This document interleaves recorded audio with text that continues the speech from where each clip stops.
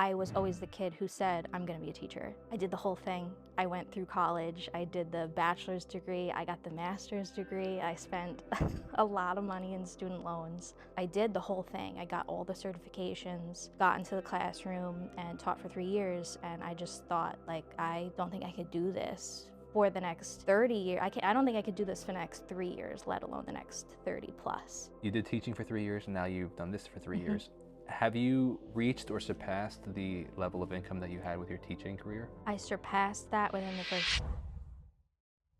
Welcome back to New York's Business Podcast. My name is Jacob Restituto. I'm the host and owner of Restituto Media, a full-service photo and video company here based on Long Island. And today I'm with Michelle from Art by Michelle Marie. Very much looking forward to having this conversation because I've seen your art around, and your bio is very unique and interesting. And I'm looking forward to going into your journey. So thank you so much for taking the time. Yeah, of course. Thanks so much for having me. Happy to be here. My pleasure. So, for people that aren't familiar with your story, can you kind of give the backstory of who you are and what you do and how you got into what you do? My name is Michelle. I am a mural artist and the owner of Art by Michelle Marie.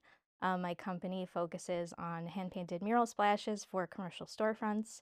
We also do seasonal window painting for local storefronts, as well as run an online art shop where I sell my art on different goods, such as stickers, stationery, coloring books, tote bags, things like that. The modern day working artist. Yes. I love it. So, in your bio, you talked about the fact that you were originally an elementary school Yes. teacher. And what I find interesting about that is you are like, I guess maybe probably the fourth person that I've interviewed that was originally a teacher and said maybe this wasn't for me and has a new career. And I find that interesting because I've done about 40 episodes so far. That's like 10%. Yes. It's more common than you It is think. pretty surprising how many Yeah. people that start in the education. When I read that, I was like, "Wow, this Yeah. is that the turnover is tremendous in that Yeah. industry." And then you have people that are there forever. So Mhm. so it's a double-sided coin. But Yeah. I found that kind of humorous. But yeah, tell me about that. You were in elementary education, Mhm. and then you decided it wasn't for you. Or what's the process? Yeah, so a lot of the stories that I hear about teachers that switch from teaching to other careers, a lot of them kind of start the same. Like, I feel like I have a similar story to a lot of other people. I was always the kid who said, I'm going to be a teacher. I grew up loving school. I was always the nerd, the kid who people knew was like the straight A student. And I loved being in the school environment. I loved learning. So I felt like teaching would be the most natural fit for me. I also had a lot of um, really influential elementary school teachers growing up, and they really impacted me. And I felt like I wanted to be in that space as well. But I did the whole thing. I went through college. I did the bachelor's degree. I got the master's degree. I spent a lot of money in student loans. But I did the whole thing. I got all the certifications, got into the classroom and taught for 3 years. And I just thought, like, I don't think I could do this for the next 30 years. I don't think I could do this for the next 3 years, let alone the next 30 plus. There was just a lot of things that I wasn't prepared for. And this was also during a very difficult time around COVID. I taught a little bit before COVID, and then when COVID hit, things started to change, of course, for everybody. But it was just me being in the classroom. It was not, I just couldn't see myself doing it for the rest of my life. I had this image in my head of what it was going to be like, and it just didn't live up to that image that I had. So at the end of the school year, they actually gave me a piece of paper, and I had to check off: are you coming back or are you not?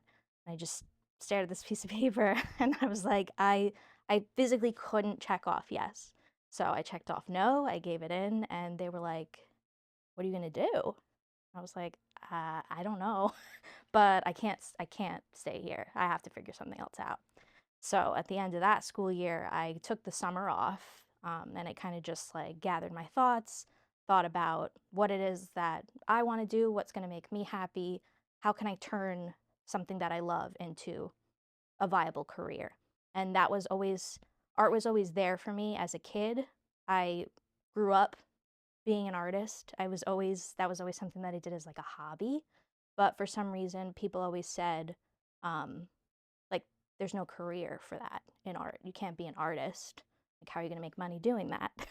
I don't know why that was always the narrative, but that was always the thing that people said. You can't make money doing that. So I went the teaching route, and then now here I am, all these years later, and I'm back to art.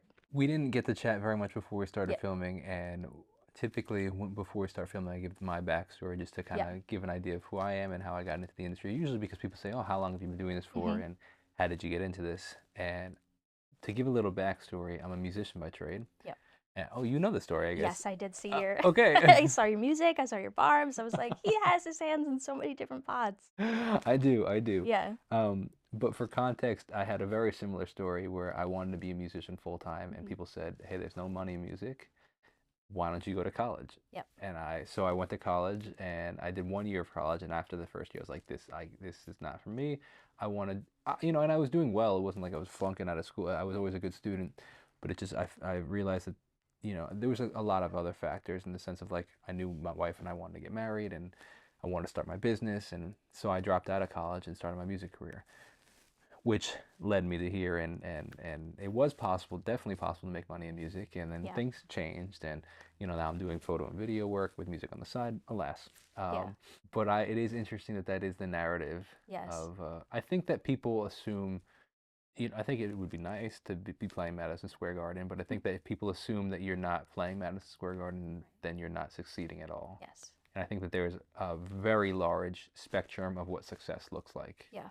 And I think it's very similar to art in the whole art industry. If you're not in a movie Yeah. as an actor, well, then you're not succeeding. Well, there's a lot of other ways you can succeed as an actor or as an artist, for example. Like if you're Right. not in the Met or the MoMA, then you're not succeeding. For some reason, that's always the narrative with any sort of creative field. At least that's what it seems. Yeah, and it's interesting where you wouldn't compare an architect like that. You wouldn't say, "Oh, if you don't have a Manhattan firm that's doing all the sky rises, then you're not a successful Right. architect." You don't say, you don't comment on the two Right. person business architect that does, a couple residential houses a year. Yeah. Like that's not the thing. He's still an architect, right? Right.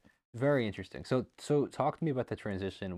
I know you're married now. Were you married at the Yes. time? I was not. So were you with your I was fiance? with my then boyfriend. Now he What is my was husband. his opinion on that? He was always supportive of it from the beginning. I think for me, I kind of felt like, what is everybody else going to think of what I wanted? Like, what is everybody else going to think of this transition, especially since I spent so much time and energy and money on school? Um, but I never felt like I didn't have support behind me. My family 100% supported my decision. I also think that because I was living at home at the time, and my parents, my boyfriend, they could see how unhappy I was in that position, and I think that they all just wanted the best for me to be happy. So they were fully supportive of me trying to figure out this thing, and it did take a while for me to figure out like what was I going to do. I knew I wanted to do something with art, but I didn't exactly know how the business was going to look. I didn't really have a business plan set out. I just kind of was figuring things out as I go, which like we can get into that later. I feel like that is a majority of why I find that my business has been successful is because I was willing to kind of figure things out. Like I didn't need to figure everything out at the front. I kind of did things and then just figured it out as I went. Somebody would propose something to me and I'll be like, yeah, I'll do it. Did I know 100% how to do it? No, but after doing it the first time, I learned how to do it. And now if somebody asks me to do that thing again, I'm confident like, yeah, I could do that because I figured it out. Well, I feel like I'm to some degree that quote right there. This is a compliment. Um, Reliving the podcast that I filmed 2 days ago because they said the exact same thing, Yeah. and I think that but I think that that is to drive home the point of what an entrepreneur looks like because I think that there are so many. I think entrepreneurship has become very, what's the word I'm looking for? It's become a fad Hmm. because with the Instagramification and Yeah. like anybody can sell anything and become an influencer. Becoming an entrepreneur and opening a business has become a fad, I think. And therefore a lot of people want to do it, but a lot of people that aren't true entrepreneurs have to figure everything out beforehand, Yeah. and then they never do anything. Right. Where I've found the more conversations I've had, the more true entrepreneurs I see is like they're like, I have an idea. I'm gonna try this idea. I Mhm. don't have all the steps, but I'll figure it as I go. Right. And I admire that because that's exactly how I Yeah. function. And I guess the reason I bring it up every time somebody says that is because it resonates so much with me because so many people don't understand that. Yeah. That when they're like, "What do you mean you don't have a plan?" Mhm. You're like, "No, it's gonna be fine. Like I'm just gonna try something. I have an idea of what I think it's gonna look Yeah. like. It's probably not gonna." I've also been doing this for long enough to know that it never looks like what you think it's gonna look No. like. And now when I hear somebody else say it, it's like finally somebody Yes. understands. You know what I mean? So talk to me about that a little bit more.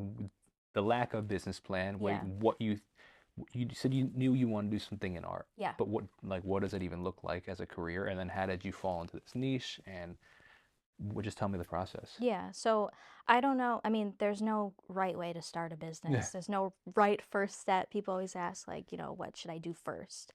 And the first thing that I did was come up with a name. My boyfriend at the time said, like, make it you, like, make the brand named after yourself. So I was looking up domains. I was like, what's available? I don't even have a business yet. And I'm looking up like email domains and things that were available. So Art by Michelle Marie was available. Marie's my middle name, but now it's kind of like that's what I go by. Um, but I bought a website. I bought the email domain. I registered for an LLC. I did like all of these things up front before even having like a plan of what I was going to do with all of these things that are now like a legal business. But I, throughout college, I actually worked at Trader Joe's. So if you've ever been to Trader Joe's, you know that they have those really large scale like chalkboard signage. And so for a portion of my time working there, that was actually my job. I was the store sign artist. So I learned a lot about hand lettering, typography, things like that, and doing those really large scale works. And those chalkboards were also like heavily seasonal because of the product changes. It was all like I was creating my own seasonal characters and putting my own things on the chalkboards, and I loved doing that. And when I was thinking about how can I take that now and make it into something, I discovered the whole world of window art. And growing up, I mean, I always noticed that there were some businesses that would have their windows painted for Christmas. And I never really thought about who does that? How do they get there?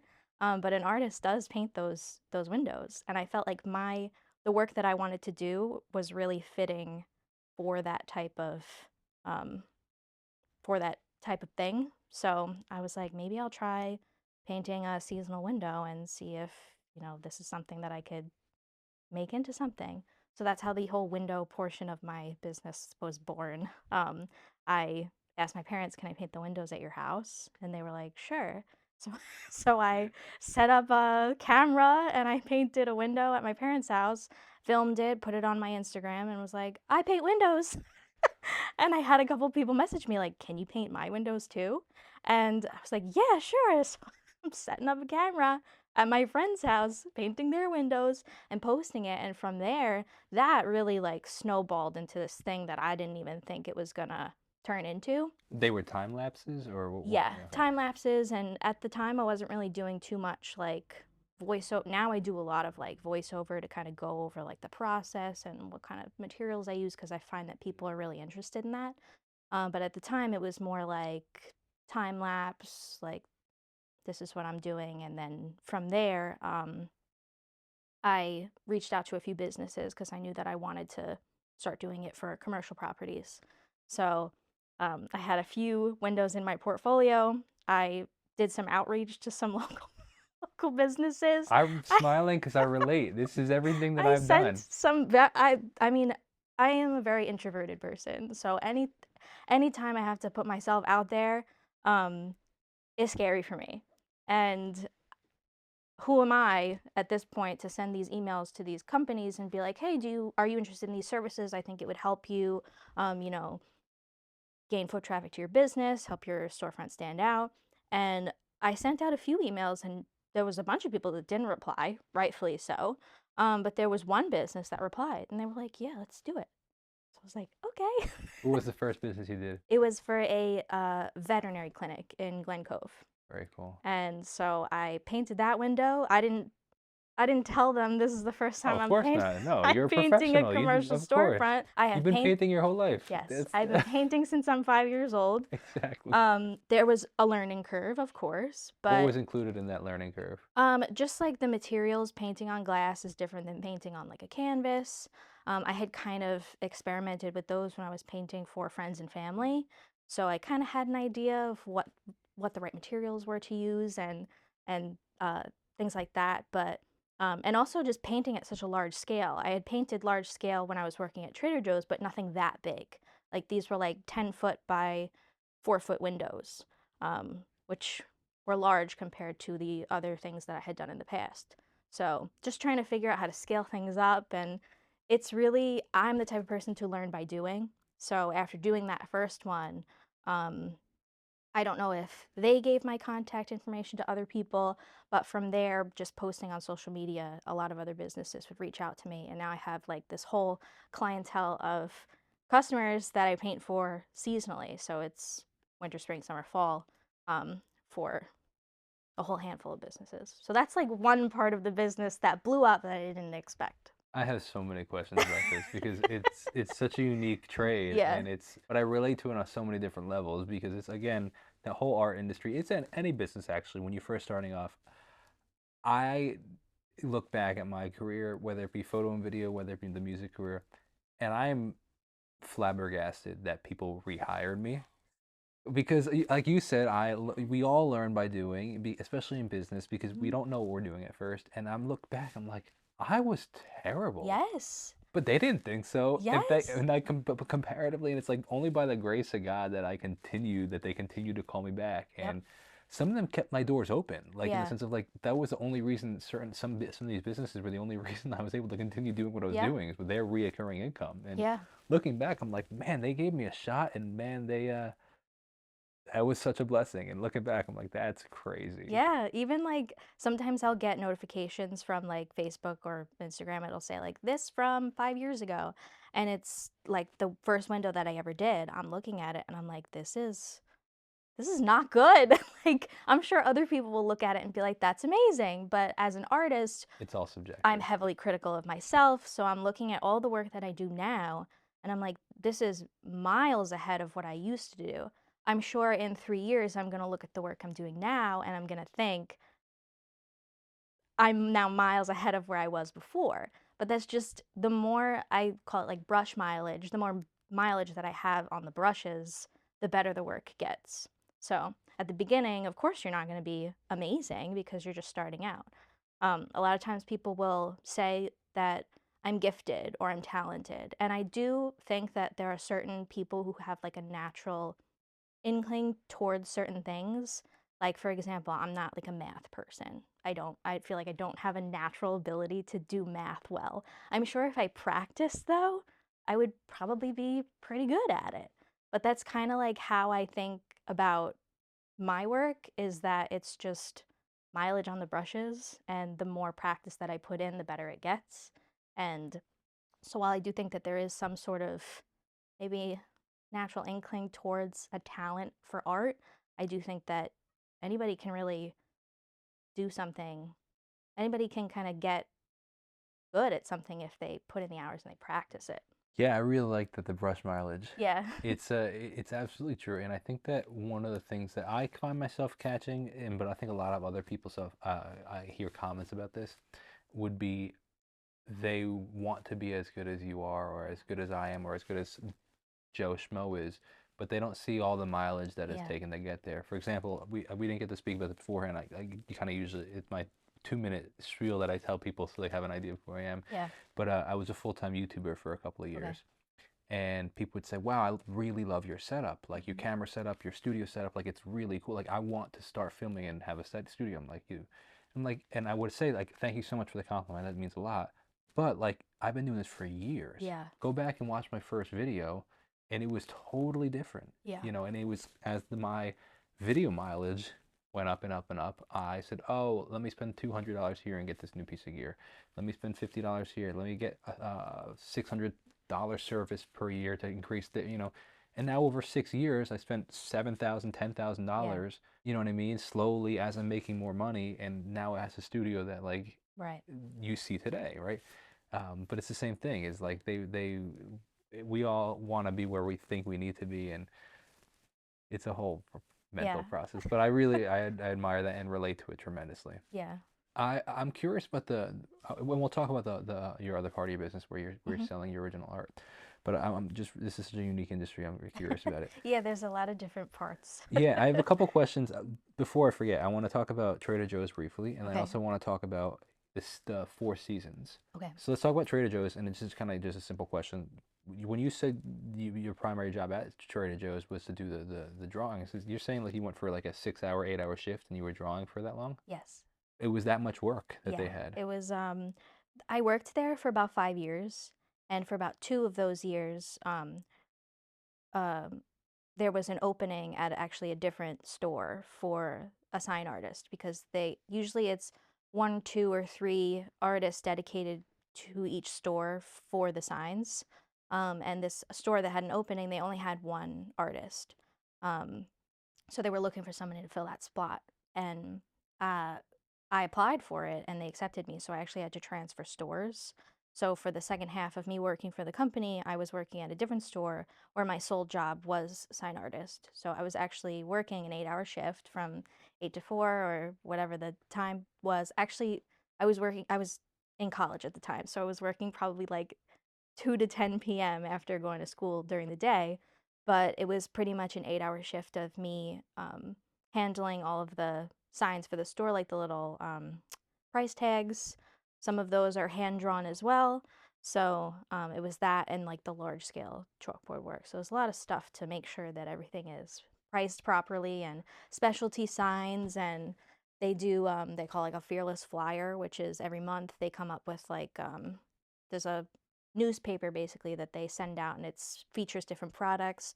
So I was making like really large scale foam core like bag of chips and like display items basically for the store. So it was a lot of work, but it was 8 hours of me physically making things and like creating things, which is what I love to do.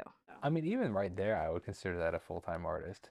You know, and 100%. people say there's no money in art, but I want to give it to Trader Joe's Yeah. just for a quick second because that it just blows my mind that a company is actually willing to spend money on art like that, you know, Yeah. and especially in a world where like you could outsource things very quickly and Hmm. get it way cheaper and just print the signs instead of. I really admire the fact that they're willing to spend that. That's part of their brand Yeah. belief is like, hey, we want this specific type of brand and we're willing to spend the significant extra. Every store I'm Yeah. sure has something similar, right? So Yeah, and some of them have multiple artists. So that's pretty remarkable. I will always praise, I loved working for Trader Joe's. I think it's a great company. I always praise them. And honestly, I was sad to leave. And the only reason why I left that job was because I was going to become a full-time teacher. So I felt like I couldn't do both at the same time. Um, Now I even think about it, I'm like, I miss doing that. I'm doing the similar type of work now through my own business, but while I was teaching, I was like, dang, I really wish I was like, sitting at Trader Joe's and making like these things because that's what I really love to do was to create. Yeah. So, Life was also much simpler back then, right? yes. Yes, I think about the stuff like that a lot. I want to briefly talk about the Four Seasons art Yeah. because I find that very unique as well, and I want to hear a little bit more about that because very familiar with particularly the winter Hmm.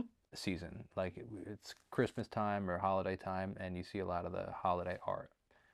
I don't typically see a ton of it Hmm. throughout the rest of the year, so I'm curious what they're doing for Four Seasons and how you sustain your business throughout the other three seasons. Yeah. So for Christmas, Thanksgiving and Christmas, the big holidays, um, everybody wants it done. So I have um, a lot of inquiries coming in around November and December for companies that I don't normally work with throughout the year, but they only want it done for Christmas. The people who I do work with throughout the year, they are on like a seasonal schedule, so I'll paint for them. Like for example, I paint for a craft studio, and they have birthday parties, and they like the windows to be like really fun and exciting for the kids who come in and have their birthdays there. But they also want to include seasonal elements in that. So we'll do like a spring window where I do like art supplies and birthday elements mixed with spring. And then we'll do a fall window. Um, but not every store that I work with does it for every season. So usually I'll have like the spring and the summer are slower for windows because not everybody does it, but it picks back up within the fall and the winter. Over the spring and the summer, when the windows are a little slower, I start to pick up more like permanent mural jobs where I paint walls and things like that. So wherever one part of the business is slower and I'm prepared for that season to be slower, I have other things that kind of pick up the slack from the lack of window jobs, if that Mm. makes sense. Yeah, there's a lot of facets to the business, Yeah, but it's all kind of the same. It's just kind of, yeah, just slight pivots here and there, yeah, seasonal pivots, I guess you could say. yeah, exactly. I'm really curious about the pricing structure. Hmm. How did you decide how much to charge for something? It's tough. So I have different pricing structures for the different services that I offer. So for windows, the pricing structure is more, it's based per window. So I look at the window size, I look at what the client wants painted on the window, and then I kind of judge based on the complexity and how big the windows are, how long do I think it's going to take me, and I give them a price per window. For the murals, Quick actually, question about the yeah, window. How long does it typically take for like the average the window? average job, I'll be done with it within like 6 hours. You say like that's a short amount of time. It's still a decent amount of It's time to be still a full painting. day's work. Sure. Especially Um, when it's November and it's pretty yeah, cold outside and you're having yeah. to paint outside. There are some jobs that are a lot larger that will take me more than one day.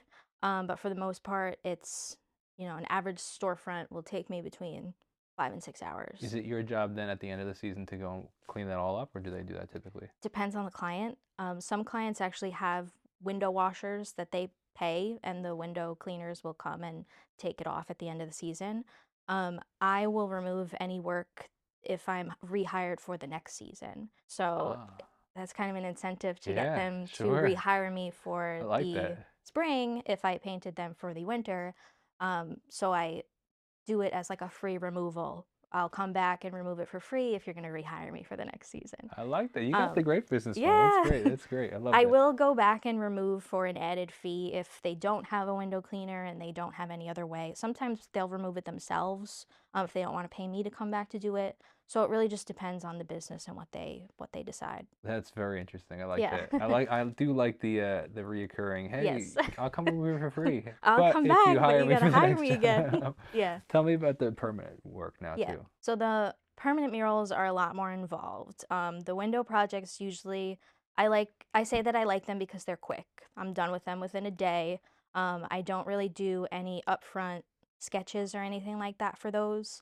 The client trusts me, especially now that I have such a large portfolio of work. They kind of know what they're getting. They tell me this is the season I want. If they want like a specific element, like include a pizza in there somewhere, I will include that, but I don't do any like upfront, this is what it's going to look like sketches. For the permanent murals, since it's a lot more involved and it's permanent and it's a larger investment, I do design everything upfront to scale on my iPad. So the client will get digital mock-ups of the mural ahead of time. There are revisions allowed in there if I send them a design and they want to change something, if they don't love the colors or, they want to add something. Um, there's a whole extra design process to the murals. So the permanent murals, I price them based on square footage.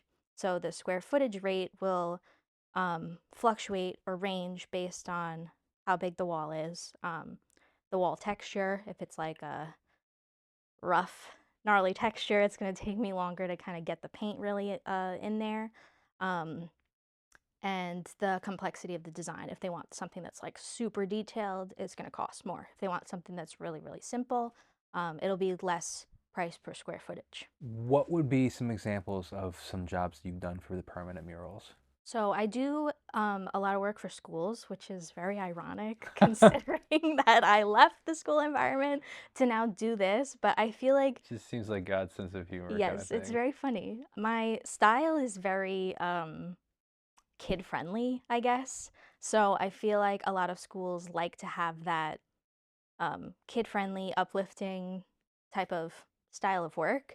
So I do get a lot of inquiries from schools. I do some work with like local businesses. I painted for a coffee shop, which was actually one of the first permanent murals that I ever painted. And that was as a result of me reaching out to them and asking, hey, are you guys interested in having a mural painted or having like a Instagrammable backdrop for your, coffee shop? And um, that coffee shop was so supportive and they were like, yeah, let's do it. They were so into it. And looking back now, I'm thinking I didn't really have a ton of things to show in my portfolio at the time, but they trusted me and that mural is still up and they still love it. So, um, yeah, I forgot. We're off track a little bit. I forgot No, what the it's question was. I find it very interesting. It's a very, very unique, super niche field. Yeah. How do you get your name out there? So is your name at the bottom of each mural, or what does that look like? Yeah, so I sign like my Instagram handle at the bottom of every mural. I don't know how many jobs I actually get from that. I think that every artist should sign their work regardless.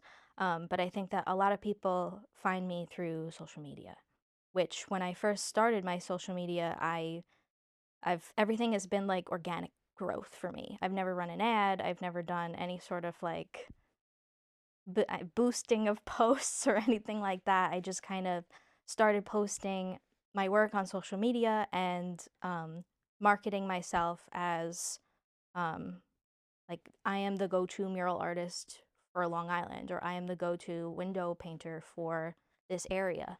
Um, I think it was also a lot of me like just putting my work out there and saying, this is a service that I can offer. If you're interested, contact me.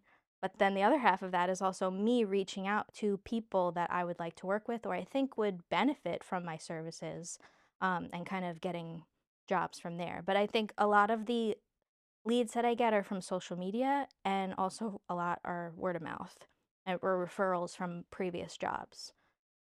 So last week I painted at an elementary school in Hicksville and they were so excited about the final result. They loved it. That the principal gave my card to all the other elementary schools and another school that she worked at. So now it's things like that where the work kind of speaks for itself. And then with the help of referrals as well, it's kind of a snowball effect, if you Well, will. you have like it's the perfect business. It's a 20 foot by 10 foot business card that's there every day. Yeah, exactly. And my name is at the bottom, Yeah. so So even people the know who permanent it's ones me. too, it has your name? Depends. If I feel like there's no place to really discreetly put it, then I'll just leave it off. But even if it's just like a little tiny Yeah. corner, I'll just write like art by Michelle Marie and And put the it's there year. every day, Yeah. and people say, "Wow, who this is amazing!" And Yeah. oh, so and so did it. Like Yeah. it's pretty amazing.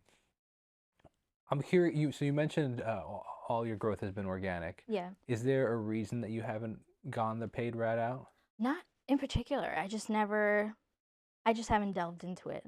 I don't know if I'm sure that there's a way that I could I know that you could boost posts or run ads like locally, which is something that I would be interested in doing. Yeah, I never so delved into it. I've delved in I don't delved I've I don't know dove what the right I've gone far into I this don't and teach this anymore. So and I don't think elementary school kids are using that word either. dove So into, I don't know. and I think that I mean I don't know, it depends how busy you are. If you're Yeah. already super busy, then this isn't a problem you really need. Yeah.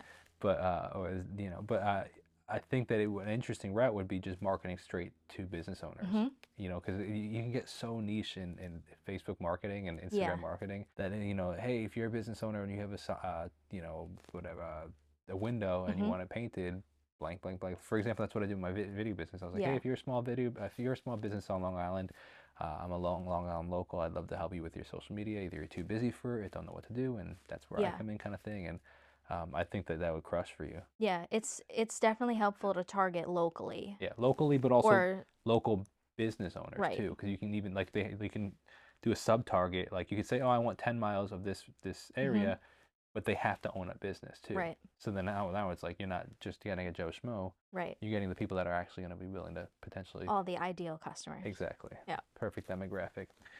So let's pivot the conversation now to talk about your online store. Yes. Tell me about it.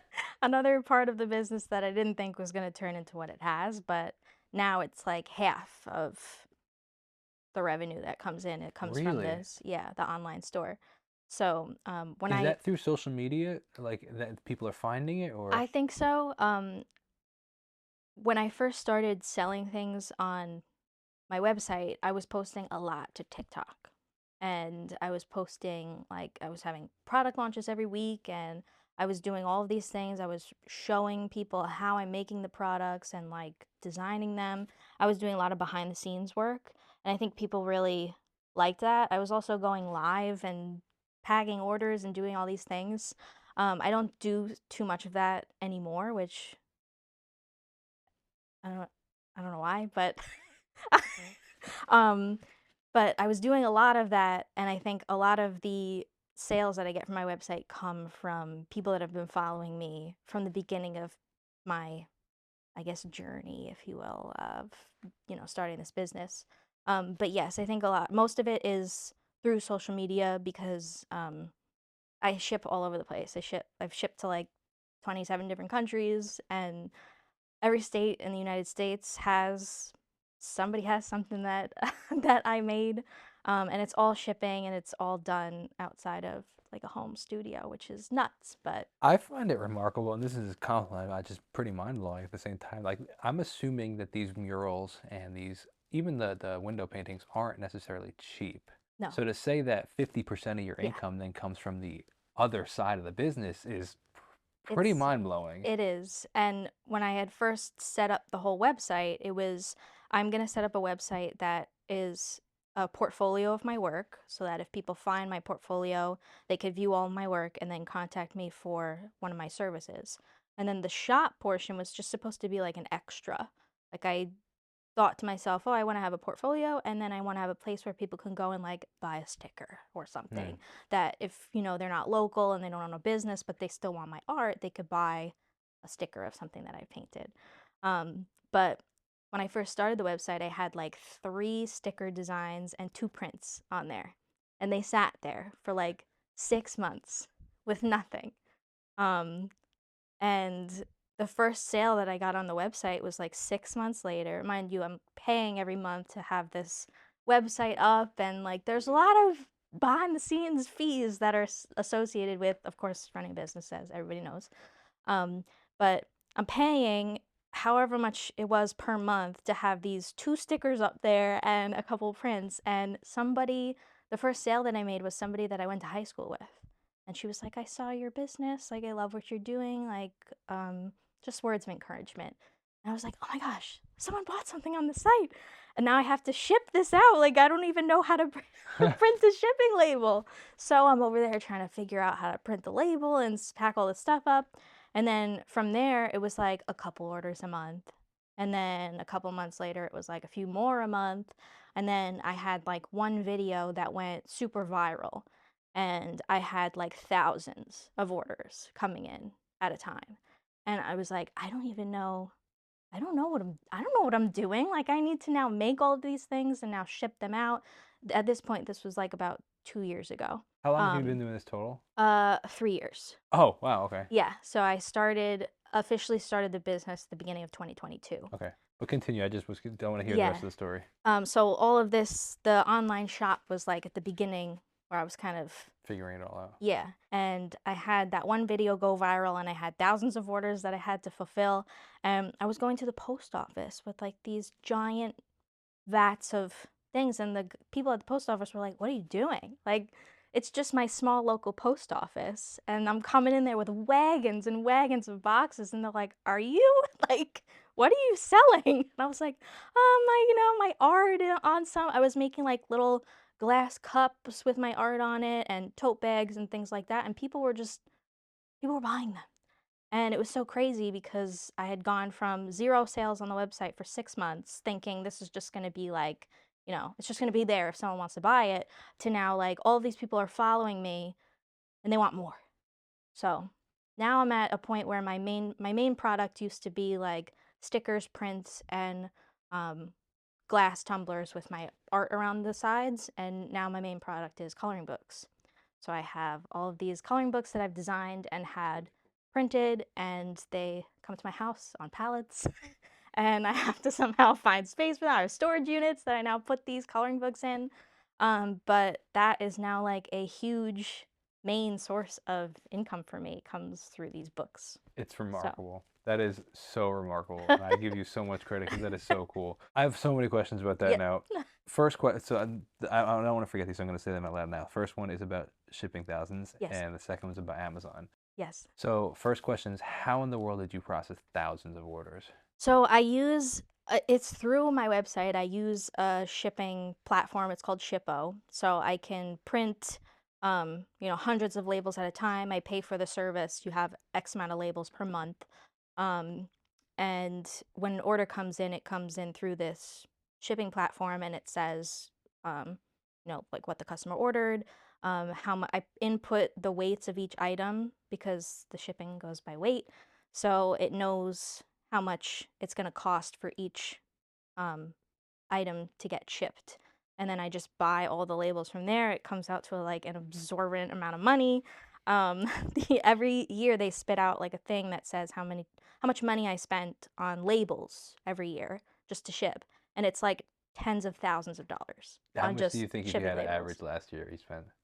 Well, on your peak year, whether that be last year or the first year, whatever. $28,000, It's like just on crazy. labels, and each one is like maybe $4 or $5, but like That's multiplied by, crazy. yeah, it's so the post office. I love my post office. Sometimes Yeah. they don't like to see me coming, but yeah, it's a lot. But it's kind of that is kind of streamlined, like technology wise. That's all streamlined because I could just print all the You still have to labels. pack them though. Yes. So that is the other thing, is that there's no like Art by Michelle Marie fulfillment center. It's me packing the orders. So in the last like few months, the murals have really picked up, and the shop has become like too much for me. I can't do everything. And I'm at a point where I'm like, I can't do the client work, I can't do the designs, I can't make the products and ship them at the same time. So my mom, she's amazing. And I say that she is now head of the shipping department. I love that. And she has a sweatshirt now. It says shipping department on it. And she, for the last few months, has packed pretty much majority of the orders for me. That's so. She's probably so Um, proud. yeah. And she's like, oh my gosh, I hope I do a good job. Like, she's amazing. Now that's like a whole thing that I still pack the orders, but if I have like a week where I can't make it into the physical studio to pack the orders because I'm out painting 12 hours a day on murals, like she'll go there and she'll pack all the things for me. So I don't she'll go to the post office. Like So she's now they shipping dread seeing manager. her. Yes. Now I don't have to show my face in there because she shows her face That is instead. remarkable. Yeah. I before we go to the Amazon question, Yeah. the point of this podcast is always to connect with our business owners, but also owning a business can be lonely, Hmm. and you don't have a lot of the same issues that employees typically have. As Yeah. an owner, you have very different issues, and I wanted to be relatable to other business owners that they can tune in and say, "Wow, I relate to that," or "I've never thought of it like that," Hmm. or "That was really inspiring." So I have to know, not necessarily specifics, but at this point in your career, you did teaching for 3 years, and now you've done this for three Hmm. years. Have you reached or surpassed the level of income that you had with your teaching career? I surpassed that within the first 6 months. That is wild. Yeah. Now that is not to say that I was making like, a crazy amount of money, because I was severely underpaid as a teacher. Still Unfortunately, though. that's just the case. But yes, I'm at a point now where I never like set out to become like a rich and famous artist. I set out to support myself, my family with my art. And as of right now, I'm doing that. And so I feel like I've met Wow. the goal. The goal is to pay my bills and be creative. So I feel like, Your story is so inspiring. It's so encouraging to hear. It's because you often don't find too many people that actually have the guts to pursue their dream, and then when you do, the success story is so fulfilling, even just to hear. Like, we just Yeah. met an hour ago, and I'm like, I'm so pumped for you. Like, it's just so cool. Have you heard about Amazon fulfillment, in the sense of like the Amazon where it's I don't exactly know the exact what it's called, Mhm. but the with the books, Yeah, so for books, it's Kindle Direct Publishing that's or exactly what I was Amazon talking about. Yeah. KDP. Yeah. I was trying to think of the KDP, yeah. Yes. I had looked into that at the beginning of me creating these coloring books that I didn't know people were gonna go absolutely crazy over. Just to pause really quick, Yeah.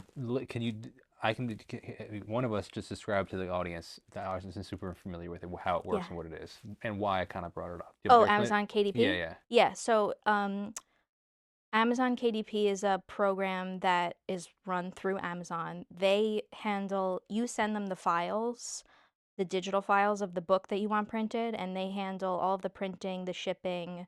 Um, Everything is handled by them. I don't touch any of the stuff. I also don't have to like put any money up front into having the books printed or anything like that because Amazon takes care of all of that. The other side of that is that Amazon takes a significant cut because they're doing all of the work for you.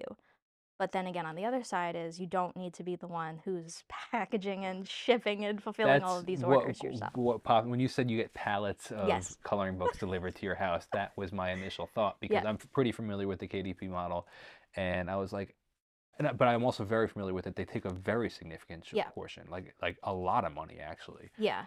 where you'd have to sell a significant amount of books In order to in profit. order to profit. Yes. Like it's like anywhere from like at least 60% or something like that, Yes. right? I don't know the exact percentage. I just know that it's significant to the point where you would need to sell a lot more in order to make the Yeah, profit you're that going for mass as opposed to, but right. on Amazon it's a one click and it's there the next day Yes. or 2 days from now as a And base. it's difficult to compete with that as a small business as well.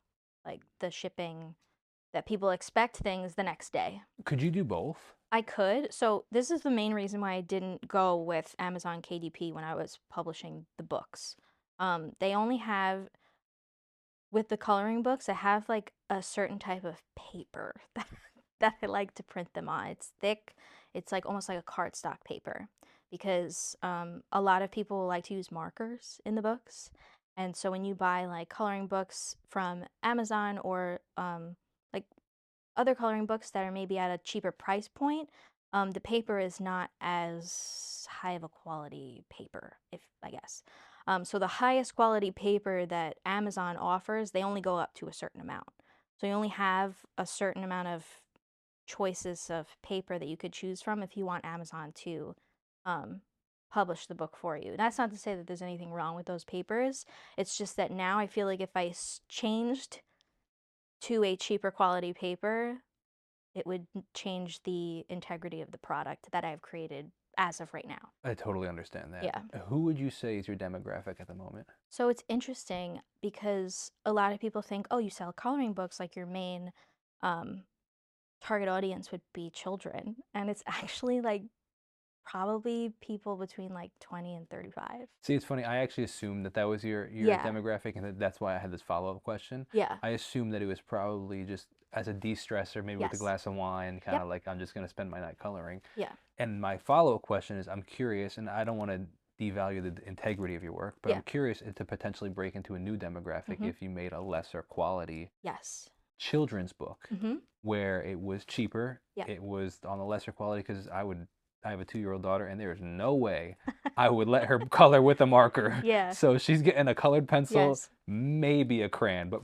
most likely a colored pencil. Yes. So like it doesn't necessarily have to be as high quality. No, I I'm curious your 100% thought agree. process on that. I think that if I were to do that, I would do it like I would come up with like a different line of Oh, sure, it'd be the kids stuff. line, yeah. Yes. But then also as a parent, I don't know if I don't know how long shipping takes and Yeah. processing takes, and I very much would like the fact that it'd be there in 2 days or a day, Right. for my daughter. It's just an interesting idea. It's Yeah. because I find the KDP model so fascinating, but the problem, like you said, is it's so expensive, and you Yes. don't have full control over the full creative control. There's definitely a lot of pros and a lot of cons to both Mm. models. Like I find that I have full control over the quality and um like the amount of books that I can order and I'm the one physically packing the orders so I can like put a sticker in there. I could write a handwritten note because it's coming from an artist. It's not coming from, a shipping warehouse. Yeah. But at the same time, I need to put thousands of dollars up front in order to have these books printed Yeah. because I need to pay for the stock. And then eventually, of course, all of that money comes back, but it's the Also, upfront. hopefully, that money comes back. At this Right, point, yeah, it is, and we right. pray it continues to. But But it could, at one point, you don't know if you're going to get that sure, money back. So it's like a calculated risk that you sure. have to take. But the upfront cost is definitely a con of the way that I do it now. But there are also pros. There are pros and cons to both, I guess. Yeah. But I do like that idea to kind of have like another line of things that are cheaper that maybe can be sold through Amazon for kids. And I think right now the people that are buying the books are buying them because they like you. Yeah. And I think that very well could be the case. Like the parent would buy the book Yes. for because they like you for the kid, but I could also just see it being like, hey, I'm a parent, I'm looking for a book, and I don't necessarily care where it comes from, Right. but I see that this one's really popular on Amazon, Yeah. and you don't then have to worry about like I totally admire, for example, when I had my music, like when I was doing music and stuff on YouTube, and somebody would buy some of my merch or something like that, Hmm. and if I shipped it out personally, um, I would send them a handwritten Yeah. thank you note, and I admired that. But like if they're not necessarily knowing even who you are at that point on Amazon, you Right. don't have to worry about that as well. I'm Right. just kind of brainstorming because I just find the whole process very fascinating. There is one other thing that I forgot to mention about Amazon that I ran into a problem with last year. I actually had somebody that counterfeited one of my books, and they like changed a letter on the title, and they changed like some of the colors on the cover, but it was like it still said art by Michelle Marie, and it was clearly like a knockoff copy, and they were selling it on Amazon.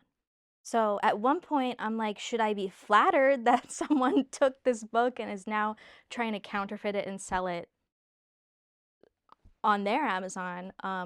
Or should should I be selling on Amazon too? Because then What did you do I, about that? well, I had to like send a whole bunch of reports to Amazon, and they were really good about it. They had it taken down pretty quickly.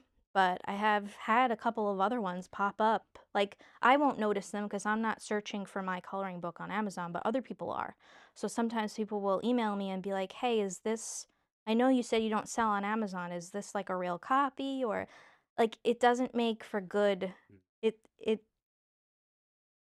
it confuses people. Sure. So it doesn't look good for anybody on either side. So I wonder again if you get ahead of that by having an option on Amazon. Yeah. Yeah, Having like an I'm not official pushing. copy. Yeah, I'm not pushing you Yeah. in either way. I'm just curious because Yeah. it's just such a fascinating business Yeah. model. And And they're all copyrighted, like yeah, sure. registered copyrights. Wow. So, you know, if anything, if I really needed to take legal action against it, I have the paperwork that says like this is registered, like you can't sell this as your own, but people are like, that's how you know that you've made it. When people Oh, are, sure. I'm like, thanks, people are counterfeiting my stuff. But It's such a fascinating industry, and your story is super fascinating yeah, with it.